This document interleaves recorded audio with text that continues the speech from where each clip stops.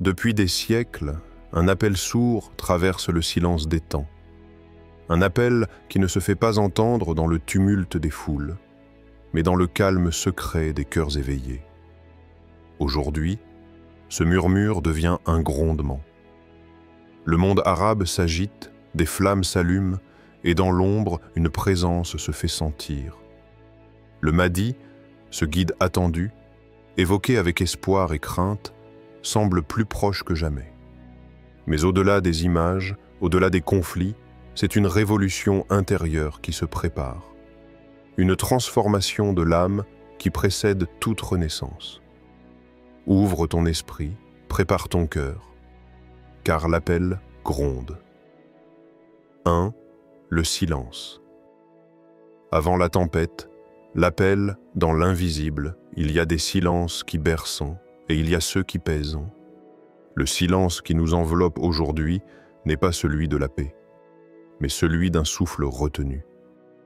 Un souffle que l'histoire elle-même semble suspendre, comme si elle attendait quelque chose. Quelqu'un. Regarde autour de toi. Les rues des grandes villes arabes sont animées, oui, mais pas par la joie. On y sent une tension, quelque chose d'indéfinissable, une inquiétude sourde que personne n'ose vraiment nommer. Les cœurs sont fatigués, les peuples sont égarés, et les dirigeants, eux-mêmes, semblent perdus dans leur propre théâtre.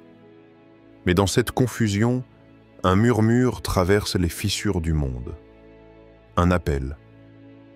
Pas un appel que l'on entend avec les oreilles, mais avec l'âme. Un appel que seuls les cœurs encore vivants peuvent percevoir. L'appel d'un changement, d'un renversement, d'un éveil. Il y a des signes, ils ne sont pas spectaculaires, ils ne passent pas aux journaux. Mais pour celui qui regarde avec l'œil du cœur, ils sont partout. Un enfant, dans un camp de réfugiés, récite des prières avec plus de foi qu'un roi dans un palais. Un jeune désabusé en Europe qui tombe par hasard sur une sourate et qui pleure sans comprendre pourquoi. Une vieille femme dans un village oublié qui fait le même rêve, encore et encore. Un homme debout, face à l'horizon, entouré de lumière, qui attend sans parler. Est-ce cela, l'appel? Ou est-ce un désir inconscient de justice? Ou bien, est-ce le prélude d'une présence qui s'approche sans se montrer? Histoire inspirante, développée. À Damas, il y avait un vieil homme que tous surnommaient le silencieux. Chaque matin, il se rendait au marché avec ses dattes, sans parler, sans crier, sans discuter. Il ne vendait presque rien. Mais il restait là, immobile, les yeux dans le vague. Un jour, un étudiant s'approcha de lui et lui demanda « Pourquoi viens-tu chaque jour si personne ne t'écoute » Le vieil homme répondit calmement « Je ne viens pas pour qu'on m'écoute, je viens parce qu'il m'a dit de me tenir prêt. » Le jeune homme crut d'abord avoir affaire à un fou. Mais un mois plus tard, un tremblement de terre frappa la ville. Des bâtiments s'effondrèrent, le marché fut ravagé. Des cris, du chaos, de la poussière. Et dans ce tumulte, le seul coin intact fut l'étal du vieil homme. Le lendemain, des dizaines de personnes vinrent le voir. Certains pleuraient, il ne disait rien. Il montra seulement le ciel et murmura « Le sol a parlé. Maintenant, c'est à vous d'écouter. » Des années plus tard, on apprit que ce vieillard avait été un érudit discret, qui avait tout quitté après avoir eu un rêve répété. Un homme vêtu de blanc qui lui disait « Reste debout, quand la terre tremblera, les cœurs s'ouvriront. » Depuis, des centaines d'hommes et de femmes disent avoir changé ce jour-là. Pas à cause du séisme, mais à cause d'un silence. Celui d'un homme, et peut-être d'un signe d'Allah. Question aux spectateurs, développée.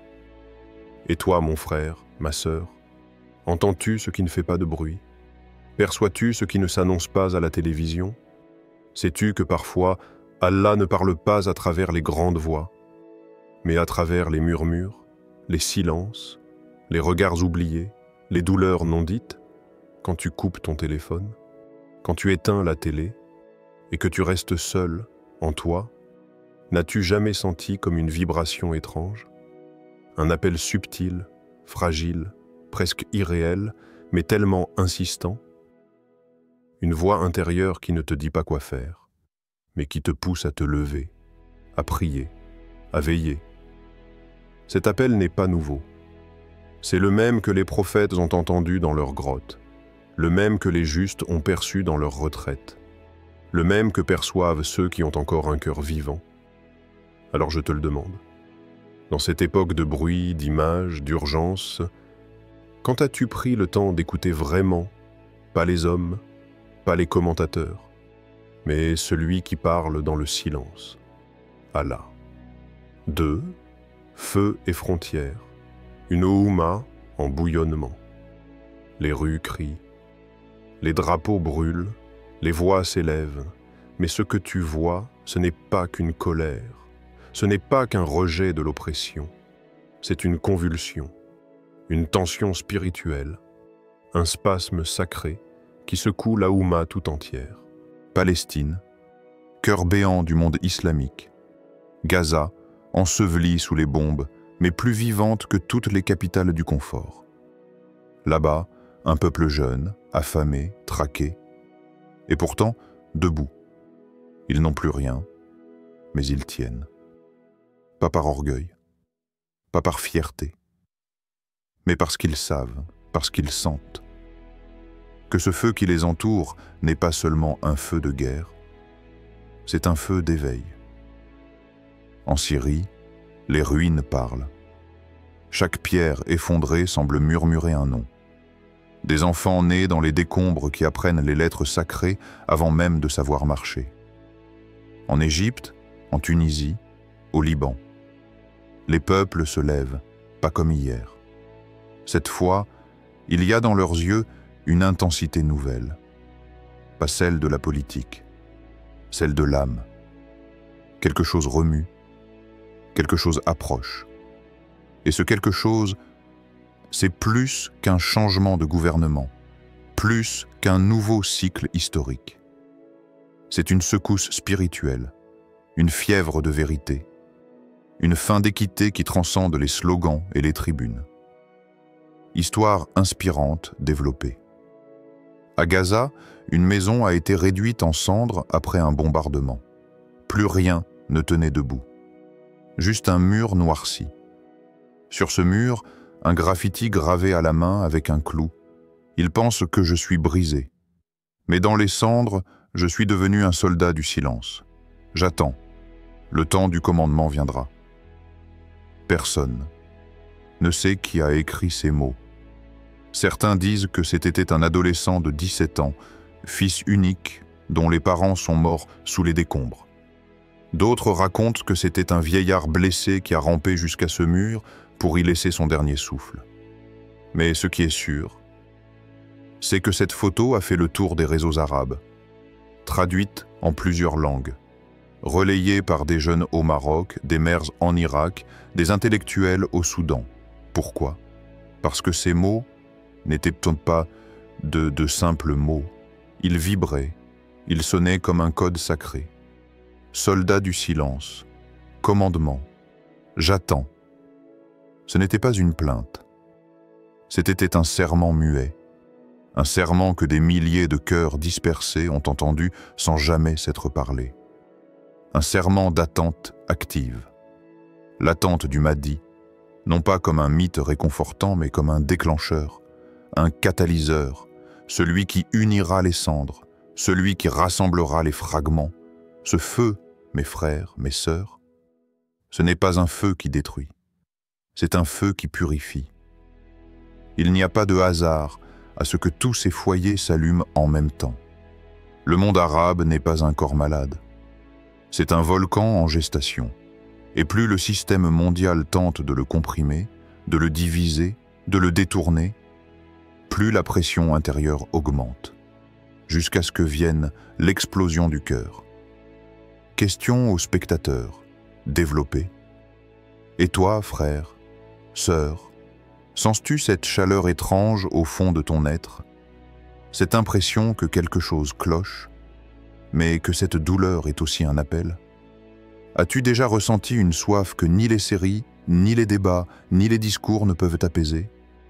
Ce n'est pas de la politique, c'est du spirituel. Tu crois peut-être que tu es en train de t'éveiller tout seul, mais regarde mieux. Partout dans le monde arabe, d'autres comme toi se posent les mêmes questions, font les mêmes rêves, prient avec les mêmes larmes. Ce n'est pas une coïncidence. C'est un mouvement invisible, un courant, un appel. Et ce courant a une direction, une destination. Le Mahdi n'est pas seulement un événement du futur. C'est une énergie de transformation qui commence en toi. Alors je te pose cette question, sincèrement. Ce feu intérieur que tu ressens, ce frémissement dans ton âme, ce bouleversement que tu ne comprends pas, est-ce que simplement une crise passagère, ou bien est-ce Allah qui te réveille doucement pour te préparer à quelque chose de plus grand que tout ce que tu imaginais? 3. Dans l'ombre du mardi, une présence silencieuse. Il y a des vérités qu'on ne crie pas, on les murmure, on les ressent, on les porte dans l'âme, comme une braise qui ne brûle pas la peau mais consume doucement les illusions. Le Mahdi, ce nom fait frémir les puissants. Il fait briller les yeux des opprimés. Mais s'il était déjà là, pas dans les nouvelles, pas dans les titres, pas dans les grands discours, mais dans la discrétion absolue, dans les plis silencieux de notre monde. Et si sa présence n'était pas un événement à venir, mais un souffle déjà présent, un parfum subtil que seuls les cœurs éveillés perçoivent, comme un parfum de justice avant la pluie, comme une lumière douce perçue au coin de l'œil, mais qui disparaît quand on veut la fixer. Les anciens en parlent, les savants commencent à frémir, mais c'est dans les marges qu'il faut regarder. Pas dans les capitales, mais dans les villages. Pas dans les conférences, mais dans les prosternations oubliées. Pas dans les déclarations, mais dans les regards qui prient en silence. Il est peut-être déjà parmi nous, peut-être qu'il marche à côté de toi, peut-être qu'il t'a tendu un verre d'eau à la mosquée, peut-être qu'il a pleuré derrière toi dans la prière. Il ne cherche pas la foule, il ne cherche pas le pouvoir. Il cherche ceux dont le cœur est prêt, histoire inspirante, développée. En Algérie, dans un petit village au bord du désert, une vieille femme appelée Aïcha vivait seule depuis la mort de son mari. Elle était connue pour sa piété silencieuse. Chaque nuit, elle priait à la bougie, dans une pièce nue, sans rien demander à personne. Un matin, elle appela ses enfants et leur dit « J'ai vu un rêve étrange. 3 fois, et chaque fois, il devient plus clair. » Elle raconta « Je marchais dans un désert noir. Le ciel était rouge.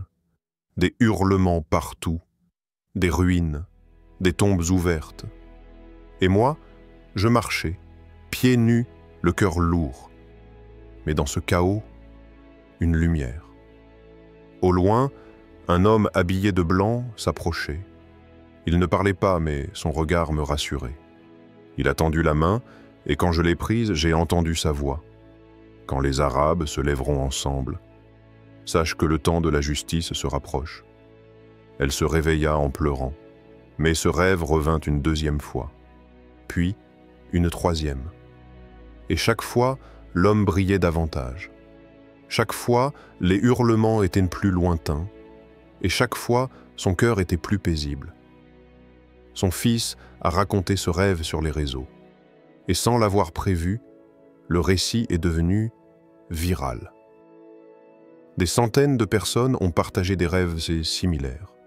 Des hommes du Yémen, des femmes du Liban, des jeunes de Libye. Tous parlaient d'un homme habillé de lumière. Tous parlaient de la main tendue dans le chaos. Et tous avaient entendu, d'une façon ou d'une autre, la même parole. Le temps de la justice est proche. Mais ce n'est pas là le plus troublant. Ce qui a bouleversé les témoins, c'est que la lumière dont il parlait n'éblouissait pas. Elle rassurait, elle rassemblait, elle purifiait le cœur. Peut-être que c'est cela, la véritable présence du Mahdi. Une lumière qui traverse les âmes éveillées, même dans l'obscurité des temps. Question aux spectateurs développés. Et toi, tu cherches peut-être des signes visibles, des apparitions, des tremblements, des miracles. Mais pose-toi cette question simple, sincère, essentielle. Es-tu prêt à le reconnaître, s'il apparaît dans la simplicité? Es-tu prêt à voir en un inconnu silencieux un guide? Peux-tu entendre une parole sacrée? Même si elle sort de la bouche d'un homme ordinaire, dans une mosquée inconnue? Peut-être qu'Allah a déjà déposé en toi le pressentiment.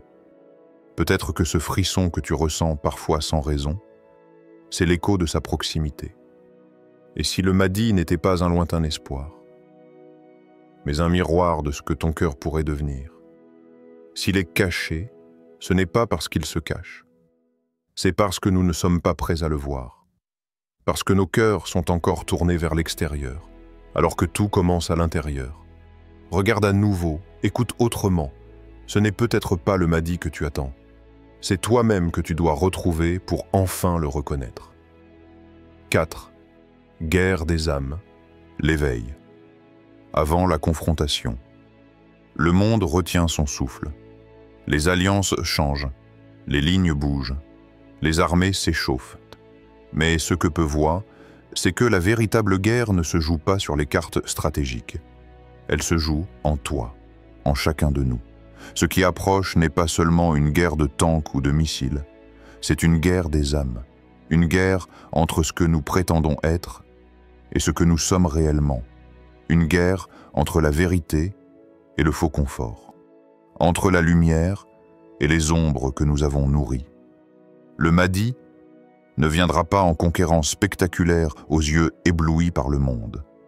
Il viendra comme un miroir, et ce miroir révélera tout, non seulement les ennemis extérieurs, mais surtout les ennemis intérieurs, notre paresse, notre hypocrisie, nos chaînes invisibles, car avant de libérer la Oumma, il faudra libérer nos cœurs. Avant de briser les tyrans, il faudra briser l'ego. Avant de porter l'étendard de la justice, il faudra purifier le cœur qui le porte. Histoire inspirante, développée. Un frère, en Égypte, Ahmad, vivait dans un quartier pauvre du Caire. Il n'était ni imam, ni militant, ni chef, juste un homme parmi tant d'autres. Mais chaque nuit, après le dernier appel à la prière, il se levait. Et dans le silence de la nuit, il invoquait. Toujours la même prière, répétée dans les larmes. « Ô Allah, accorde-nous un guide. Accorde-nous ta justice. » Un soir, brisé par les injustices, il s'endormit la tête sur le tapis de prière. Et là, un rêve. Mais pas un rêve flou ou lointain, un rêve clair comme la lumière de l'aube.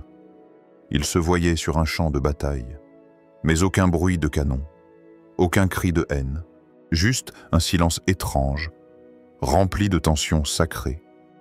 Des soldats étaient alignés, leurs visages étaient paisibles.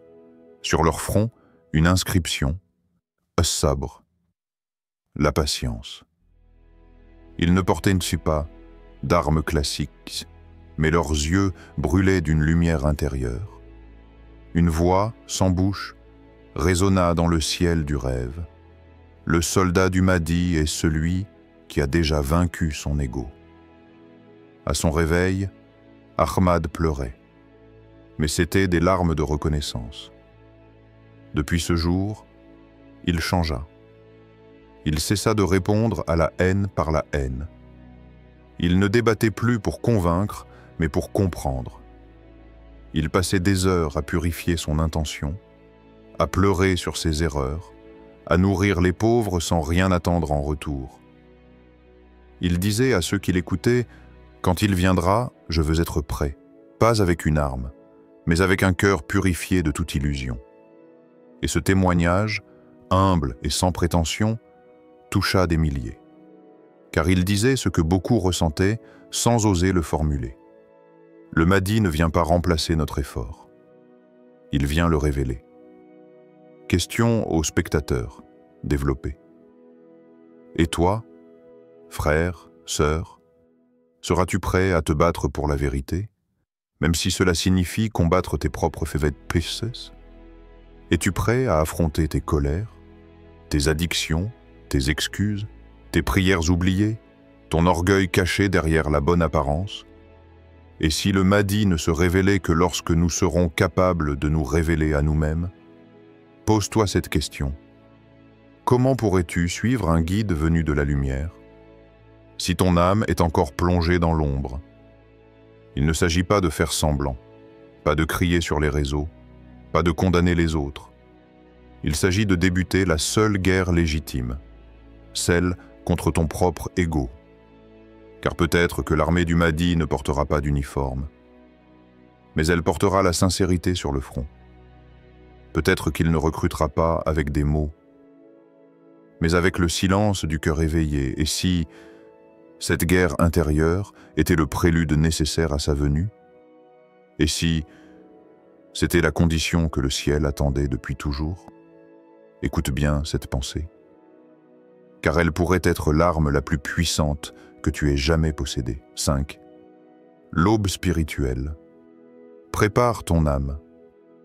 Il y a des aurores qu'aucun soleil ne peut allumer, des lueurs que l'on ne voit qu'en fermant les yeux du monde. Et parfois, ce n'est pas la fin d'un cycle, mais son commencement silencieux. Le monde est en feu. Les cartes se redessinent, les peuples grondent. Mais au milieu du chaos, une autre révolution se prépare. Une révolution invisible. Celle des cœurs. Ce n'est plus le temps d'attendre que le ciel tombe. Ce n'est plus le temps d'espérer qu'un sauveur efface tout. C'est le temps de préparer ton âme. Car la venue du Mahdi ne sera pas une récompense pour ceux qui dorment, mais une épreuve pour ceux qui refusent de voir. Et l'aube n'est pas douce pour celui qui a passé sa vie à fuir la lumière. Les anciens disaient, ne regarde pas si le Mahdi est proche, regarde si ton cœur est prêt à l'accueillir. Histoire inspirante, développée. Dans une région reculée de l'Atlas marocain, vivait un vieil homme que l'on appelait simplement le Souffle. Il n'avait ni disciples, ni rang religieux, ni réseaux sociaux. Mais les jeunes montaient de la montagne jusqu'à sa cabane, parfois juste pour écouter son silence. Un jour, un groupe de voyageurs lui demanda « Maître, que faut-il faire pour que le Mahdi vienne ?» Il resta silencieux. Puis, lentement, il désigna la terre. Il dit « Avant que la pluie tombe, la terre se brise. Avant que la lumière arrive, l'obscurité s'épaissit. Le Mahdi ne vient pas pour réparer les nations. Il vient chercher les âmes qui vibrent déjà au rythme de la justice. » L'un des jeunes, sceptique, répondit « Mais les peuples dorment, alors que devons-nous faire ?» Le vieil homme le fixa et répondit doucement « Ne réveille pas le monde, réveille ton cœur.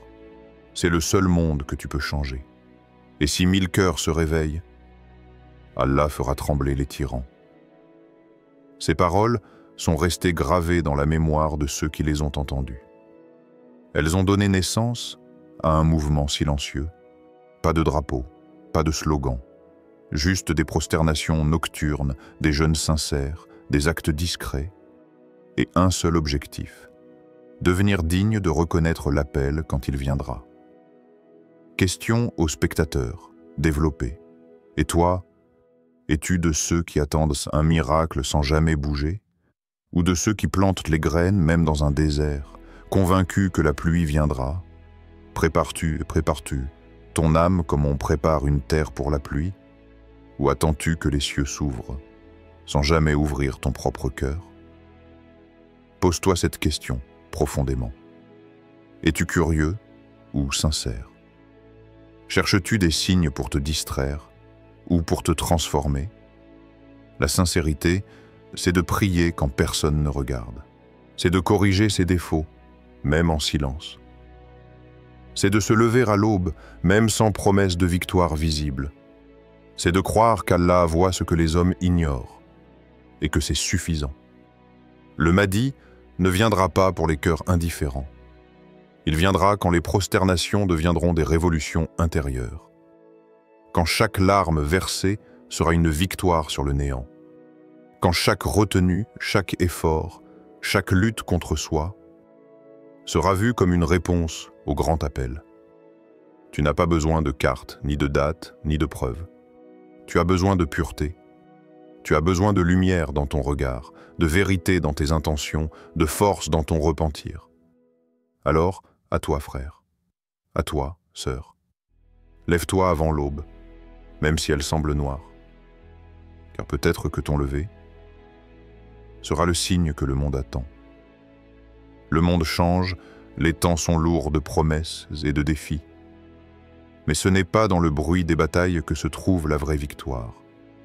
Elle se trouve dans le silence de ton cœur, dans la pureté de ton intention, dans la lumière que tu choisis d'allumer en toi. Le Mahdi ne viendra pas pour ceux qui dorment, mais pour ceux qui, malgré les épreuves, gardent la foi, la patience et la sincérité. Alors, en ce moment même, décide d'être prêt. Car l'appel gronde, et il traverse chaque âme sincère, chaque cœur qui aspire à la justice et à la paix. Que la paix et la lumière d'Allah soient avec toi, aujourd'hui et toujours.